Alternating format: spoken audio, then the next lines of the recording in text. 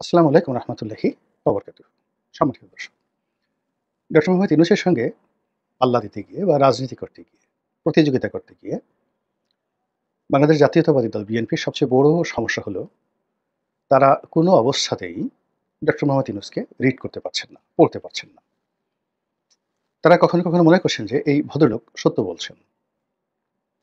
আবার পরক্ষণে মনে হচ্ছে যে না, তিনি সত্য থেকে অনেক, অনেক দূরে আছেন।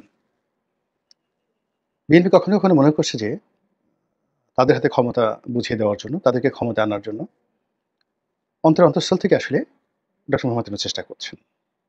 আবার একটু পরে মনে হচ্ছে যে না, তিনি নিজেই ক্ষমতায় থাকতে চান, নিজেই প্রধানমন্ত্রী হতে চান এবং বিএনপিকে রীতিমতো রাজনৈতিকভাবে অপদস্থ করার জন্য সকল কিছু তিনি করতে চান। তারপর তার বিভিন্ন ভাষণ, তার কথা, তার বডি ল্যাঙ্গুয়েজ সবকিছু দেখে তাদের মনে হয় যে এই লোকটি আসলে রাজনীতির এত জটিলতা বুঝেন না। সহজ সরল মানুষ, ঘুরতে ফিরতে একেবারে বলতে গেলে নিয়তির নির্মম পরিহাসে রাজনীতিতে চলে এসেছেন। কিন্তু এখানে থাকা কিংবা রাজনীতি করা বা প্রতিযোগিতা করা এটা তার ধাতের মধ্যে পড়ে না। তিনি যেভাবে কয়েকটি সাক্ষাৎকারে বলেছেন যে, "আমি তো আসলে রাজনীতির মানুষ না, অন্য ভুবনের মানুষ। সেখানে আমি ভালোই ছিলাম, আবার সেখানে আমি চলে যেতে চাই। আসছি, চেষ্টা করে যাচ্ছি। জানি না সফল হব কিনা। যদি সফল হই ভালো, আর যদি না হই তাহলে চলে যাব।" এখন ধরুন এইরকম বক্তব্য যদি একজন প্রাজ্ঞ, একজন বয়স্ক মানুষের মুখ থেকে আসে, আপনি তার সম্পর্কে কি ধারণা পোষণ করবেন? মনে হবে না যে লোকটা একেবারে সরল সোজা একটা মানুষ? তারা এই বিভিন্ন গ্যাংয়ের কবলে পড়ে মানে এই লোকটি সম্পর্কে বাজে ধারণা পোষণ করছেন। আবার অন্যদিকে এই লোকের চারিদিকে একটা বিরাট গ্যাং তৈরি হয়ে গেছে, যারা মূলত তাকে ক্ষমতার চেয়ারে বসিয়ে তারপর নিজেদের যে অভীষ্ট লক্ষ্য, এটি তারা উদ্ধার করতে চাচ্ছেন। তো এজন্য তারা কখনো ডক্টর মোহাম্মদ ইউনূসের প্রতি গরম হচ্ছেন, আবার পরক্ষণে নরম হয়ে যাচ্ছেন। তো এই অবস্থায় আল্টিমেটলি ১০ মাস চলে গেছে। এই ১০ মাসের মধ্যে যে বিষয়গুলো সামনে চলে এসেছে, তাতে যারা একটু কেয়ারফুল মানে সতর্ক দৃষ্টি নিয়ে পরিস্থিতি বিশ্লেষণ করেন, তারা ইতিমধ্যে বুঝতে পেরেছেন যে তার স্বপ্নের গ্রামীণ ব্যাংকটিকে তিনি এখন একটা মাইলস্টোনের জায়গাতে নিয়ে গেছেন। গ্রামীণ ব্যাংকে সরকারের যে মালিকানা ছিল সেটিকে কমিয়ে ১০% এ নিয়ে আসা হয়েছে এবং এটি এখন ডক্টর মোহাম্মদ ইউনূস এবং তার যারা সঙ্গী সাথী তাদের একক কর্তৃত্বে তিনি নিয়ে গেছেন। তাদের সুদ মকুব, ঋণ মকুব, আয়কর মকুব এবং আরো অনেক কিছু এই রাষ্ট্র থেকে অকল্পনীয় যে সুযোগ সুবিধা, এই সময়ের মধ্যে তিনি সেটা নিয়ে গেছেন। তার গ্রামীণ ফোনের সঙ্গে বিটিআরসির অনেক ঝামেলা ছিল। বিটিআরসি প্রায় ১২০০ কোটি টাকা বা ১২,০০০ কোটি টাকা এরকম একটা দাবি শেখ হাসিনার জমানা থেকে তারা করে আসছিল। সেই সকল দাবিনামা কুল্লু খালাস করে দেওয়া হয়েছে। এখন আর গ্রামীণ ফোনের সঙ্গে সরকারের কোনো সমস্যা নেই। এইবার যেটা হয়েছে সেটি হলো মানে ২০২৩-২২ সনের চাইতে গ্রামীণ ফোন কম মুনাফা করার সত্ত্বেও প্রায় ৪,৫০০ কোটি টাকা তারা তাদের শেয়ার হোল্ডারদেরকে ডিভিডেন্ড হিসেবে তারা দেবে বলে ঘোষণা দিয়েছে, অর্থাৎ ৩৩০%। অর্থাৎ ৳১০ যদি কারো শেয়ার থাকে, তাহলে সে লাভ হিসেবে গ্রামীণ ফোন থেকে সে টাকা পাবে ৩০০ মানে প্রায় ৳৩৪, ৩৩০%। এখন এই যে ৪,৫০০ কোটি টাকা এই কারা পাবে?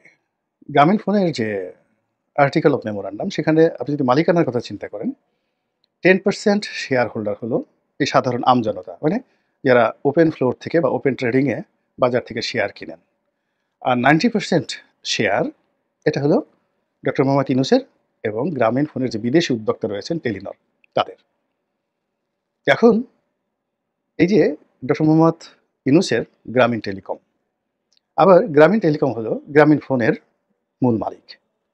আর গ্রামীণ টেলিকম হলো একটি অলাভজনক প্রতিষ্ঠান যার কোনো ট্যাক্স দিতে হবে না ২০২৯ সন পর্যন্ত। এখন গ্রামীণ ফোন থেকে এই অল্প কয়েকদিনের মধ্যে তিনি প্রায় ১১০০ কোটি টাকা এই বছরের এই লভ্যাংশ তিনি তার ভাগে অর্থাৎ গ্রামীণ টেলিকমে তিনি নিয়ে এসেছেন। আর এই ১১০০ কোটি টাকার কোনো আয়কর দিতে হবে না এবং ২০১৯ সন পর্যন্ত মানে ২৯ সন পর্যন্ত এভাবে চলতে থাকবে। আচ্ছা, এরকম অসংখ্য কর্ম। তিনি একটা ম্যান পাওয়ারের লাইসেন্স নিয়েছেন। মালয়েশিয়াতে তার বন্ধু আ আনোয়ার ইব্রাহিম সাহেব এখন প্রধানমন্ত্রী রয়েছেন। আপনারা জানেন যে শেখ হাসিনার জামানাতে একটা সিন্ডিকেট ছিল। সেই সিন্ডিকেট আ ১-১.৫ বছরের মধ্যে মালয়েশিয়াতে লোক পাঠিয়ে প্রায় ২০,০০০ কোটি টাকা লোপাট করেছে। মানে লাভ করেছে। নরমাল যেখানে ৳২,০০,০০০ য় লোক পাঠানোর কথা বা ৳১,০০,০০০ য় লোক পাঠানোর কথা, তারা ৳৫,০০,০০০ ৳৬,০০,০০০ করে সিন্ডিকেশনের মাধ্যমে নিয়ে রাতারাতি আঙুল ফুলে কলা গাছে ২০,০০০ কোটি টাকা লাভ করেছে। এখন যেহেতু ডক্টর মোহাম্মদ ইউনূসের বন্ধু সেখানে আছে, তিনি যদি মালয়েশিয়াতে আ ২,০০,০০০ লোক পাঠাতে পারেন, আর একেকজন লোকের মাথা পিছু যদি তিনি ৳৩,০০,০০০ করে লাভ করতে পারেন, তাহলে ২,০০,০০০ লোক পাঠালে তার কত টাকা লাভ হবে? এবং এই কাজ করার জন্য তার একটা ম্যান পাওয়ার লাইসেন্স দরকার এবং সেটা তিনি নিয়েছেন। খুব আলোচনা হচ্ছে। এরপর তিনি জাপান গেলেন। জাপানের সঙ্গে আওয়ামী লীগ সরকারের এই অনেক আগের থেকে ভালো লেনাদেনা হচ্ছিল। কিন্তু সমস্যাটা হলো জাপানে যদি আপনার লোক পাঠাতে হয়, জাপানের ভাষাটা আপনাকে শিখে দিতে হবে। তো এই ভাষাটা খুবই কঠিন। বাংলাদেশে অনেকগুলো জাপানি ল্যাঙ্গুয়েজ লার্নিং সেন্টার আছে। কিন্তু ওখান থেকে মানে ম্যান পাওয়ার তৈরি করে বছরে ১,০০০ লোক জাপানে পাঠাবে বিভিন্ন জায়গাতে, এরকম পরিস্থিতি নাই। কিন্তু ডক্টর মোহাম্মদ ইউনূসের যে জাদুকরী হাত, সেই জাদুকরী হাতের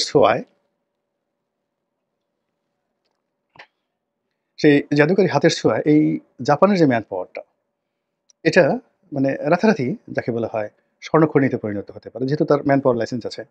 আর শোনা যাচ্ছে তিনি ১,২০,০০০ লোক জাপানে পাঠাবেন। তো জাপানে যদি পাঠান ১,২০,০০০ লোক এবং সেখানে জাপানে ইজিলি ১০,০০,০০০ ১২,০০,০০০ টাকা করে লোক পাঠানো যাবে। যদি ৳২,০০,০০০ খরচ হয় ৳৮,০০,০০০ লাভ থাকে, ১,০০,০০০ লোকে কত টাকা লাভ হবে? এর একটা স্বর্ণের খনির সন্ধান তিনি করে বেড়াচ্ছেন। এই যে এজন্য তিনি জাপানে গেলেন। এটা কোনো রাষ্ট্রীয় সফর ছিল না। এটা একান্তই তার একটা ব্যক্তিগত সফর। একটি প্রাইভেট কোম্পানি, প্রাইভেট প্রতিষ্ঠান তাকে দাওয়াত করেছে এবং সেই অনুষ্ঠানে বক্তৃতা দেওয়ার জন্য তিনি গেছেন। তিনি যে ইম্পেরিয়াল হোটেলে ছিলেন, যা কিছু করেছেন, আমি জাপানের রয়্যাল গেস্ট হিসেবে, রাষ্ট্রের অতিথি অর্থাৎ জাপান সরকারের অতিথি হিসেবে দীর্ঘদিন জাপানে ছিলাম। তো সেখানে রাষ্ট্রীয় প্রোটোকল বলতে কি বোঝায়? ওটা আমি খুব ভালো করে জানি। তো সেরকম আমি দেখিনি সেখানে। তো তিনি সেখানে কেন গেছেন? মূলত তার যে ম্যান পাওয়ার ব্যবসা, তার যে 3 জিরো থিওরি এবং তার যে ইন্টারন্যাশনাল কানেক্টিভিটি রয়েছে সেই জিনিসগুলো করার জন্য। তার সঙ্গে সাবেক প্রধানমন্ত্রী এসে জাপানে দেখা করেছে। আমি যখন ছিলাম আমার সাথে অনেক মন্ত্রী, এমপি, প্রধানমন্ত্রী যারা সাবেক সবাই এসেছে। আমাকে সংবর্ধনা দিয়েছে। আমি একজন সাধারণ সংসদ সদস্য টোকিও শেরাটন হোটেলে। তো সেখানে অন্তত 300 ডিপ্লোম্যাট ছিলেন। সমস্ত দেশের রাষ্ট্রদূত, জাপান পার্লামেন্টের মন্ত্রী, এমপি, সিটিং মন্ত্রী, এমপি সবাই ছিলেন। তো তারা মানুষকে সম্মান করে। কিন্তু উনার তো এই অনুষ্ঠানে এরকম কেউই ছিলেন না। তো যাই হোক এনিওয়ে তো উনি এই যে কাজগুলো তিনি করে যাচ্ছেন এরকম অসংখ্য ঘটনা। যদি ডিপি ওয়ার্ল্ডকে তিনি এই পোর্টটা দিয়ে দেন, ডিপি ওয়ার্ল্ডের এজেন্ট কে হবেন বাংলাদেশে? তিনি যদি তুরস্ক থেকে ড্রোন আনেন, অস্ত্র আনেন, তাহলে সেটারও তো একটা কমিশন আছে, আ একটা পার্টি আছে। সরাসরি রাষ্ট্র এখানে যদি হয়ও, তবু এখানে দেয়ার আর মেনি থিংস। অনেক জিনিস রয়েছে এখানে। যদি আপনি রাশিয়ার যে রাষ্ট্রীয় সংস্থা গ্যাসপ্রম, তাদের সঙ্গে বাংলাদেশের সরকারের চুক্তি হয়েছে রূপপুর পারমাণবিক কেন্দ্রে। তা সেখানে শেখ হাসিনাকে জড়ানো হচ্ছে কেন? এটা তো রাষ্ট্র হয়েছে। তো সেখানে যদি ঘুষের ব্যাপার থাকে, তাহলে ডক্টর মোহাম্মদ ইউনূসের জামানাতে যে আর্মস ডিল গুলো হবে বলে শুনতে পাচ্ছি, তাড়াহুড়া করা হচ্ছে। এখানে যারা ম্যাজিক বয়, তারা বিশ্বের সব জায়গাতে ছুটে বেড়াচ্ছেন, বড় আর্মস দেখছেন, বড় ডিল করছেন এবং সেনাবাহিনীকে যাকে বলে এভয়েড করে।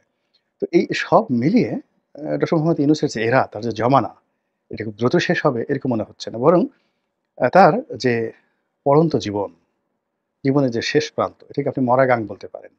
একটা মানুষ ৮০ বছর ক্রস করলে তার জীবনের যে প্রান্তিক, সেটিকে মরাগাং বলা হয়। কিন্তু উনি আ উনার এই বয়সে মাহাথির মোহাম্মদকেও তিনি অতিক্রম করতে যাচ্ছেন। মাহাথির মোহাম্মদ দেখেন একেবারে শেষ বয়সে। এখন তার বয়স প্রায় ১০০ বছর। তো তিনি সেই ৯০ বছর বয়সে আবার প্রধানমন্ত্রী হলেন। তারপরে আবার এমপি পদে দাঁড়ালেন, আবার পরাজিত হলেন। কিন্তু এত কিছুর পরেও তিনি কিন্তু এই ডক্টর মোহাম্মদ ইউনূসের সঙ্গে দেখা মানে এই জাপানে ওই প্রাইভেট কোম্পানিতে গিয়েছিলেন। এর কারণ হলো তিনিও প্রচন্ড অ্যাম্বিশাস। তার ছেলেকে প্রতিষ্ঠিত করতে হবে। পেট্রোলিয়াম ব্যবসা তার ছেলেকে দাঁড় করাতে হবে। নানা রকম আমরা বাইরে থেকে তাকে অনেক বড় মনে করি। যেমন ডক্টর মোহাম্মদ ইউনূসকে দেশের বাইরে যারা লোকজন অনেক বড় মনে করে। কিন্তু মালয়েশিয়ার যারা লোকজন তারা খুব ভালো জানেন যে সত্যিকার অর্থে মাহাথির মোহাম্মদ কি? নচেত যিনি একটি দেশকে উন্নয়নের চরম শিখরে পৌঁছে দিলেন। ২০ বছরের মতো একটি রাষ্ট্র চালালেন। তিনি একটা এমপি পদে, সংসদ সদস্য পদে কিভাবে জীবনের শেষ প্রান্তে এসে পরাজিত হলেন। তো মালয়েশিয়াতে যেমন তার অবস্থা, বাংলাদেশেও ডক্টর মোহাম্মদ ইউনূস সম্পর্কে আমরা কি চিন্তা করি আর জাপানের লোক কি চিন্তা করে, এর মধ্যে কিন্তু বিস্তর ফারাক রয়েছে। এনিওয়ে, তো যেটা বলছিলাম যে তার এই যৌবনের শেষ প্রান্তে এসে, যেটাকে আমি মরাগাং বলছি, সেখানে তার এই কর্মকাণ্ড, তিনি যা কিছু করছেন, এটা দেখে মনে হচ্ছে যে এই গাঙে নতুন করে জোয়ার এসেছে।